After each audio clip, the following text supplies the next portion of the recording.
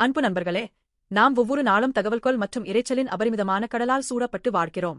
நம் கைபேசிகளை இயக்கும்போது செய்திகள், விளம்பரங்கள் மற்றும் எண்ணற்ற அறிவிப்புகள் எப்போதும் நம்மை மூழ்கடிக்கின்றன. மேலும் சமூக ஊடகங்கள் எண்ணற்ற கருத்துக்கள் மற்றும் உணர்ச்சிகளால் நம்மை அதிர்ச்சிக்கு உள்ளாக்குகின்றன.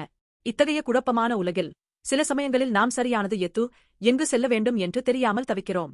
இஸ்ரவேலின் அரசராக இருந்த தாவீது பல போர்கள், தோல்விகள் மற்றும் வெற்றிகளை அனுபவித்தார்.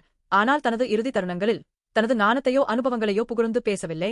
மாறாக கடவுளின் வார்த்தை மட்டுமே தன்னை வழிநடத்தியது என்று ஒப்புக்கொண்டார். கர்த்தரின் ஆவி என் மூலமாக பேசினார், அவருடைய வார்த்தை என் நாவில் இருந்தது.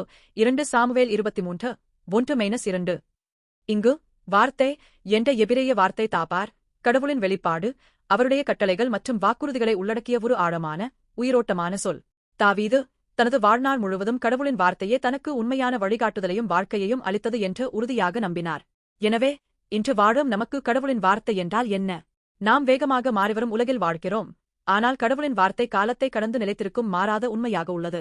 மேலும் இந்த கடவுளின் வார்த்தை இயேசு கிறிஸ்துவாக நம்மிடையே மனித உருவில் வந்தது. யோவான் 1:14 கூறுகிறது, வார்த்தை மாம்சமாகி நம்மிடையே வாசம் பண்ணியது.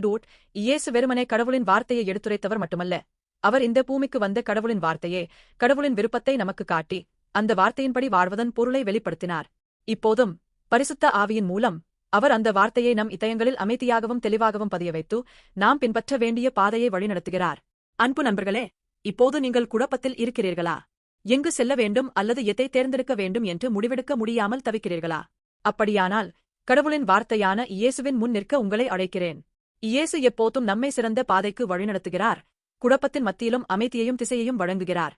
இன்று இயேசு மூலம் உண்மையான பாதையை கண்டறிந்து விசுவாசத்துடன் அதில் நடப்போம். இயேசு கிறிஸ்துவில் கடவுளின் வார்த்தை நம் வாழ்க்கைக்கு ஒரு விளக்காக மாறுகிறது. இன்று அந்த வார்த்தையை உறுதியாக பற்றிக் கொள்ளுங்கள், அமைதியாக அதன் பாதையில் நடங்கள். கடவுள் நிச்சயமாக நம்மை ஆசீர்வாதமான பாதைக்கு வழிநடத்துவார்.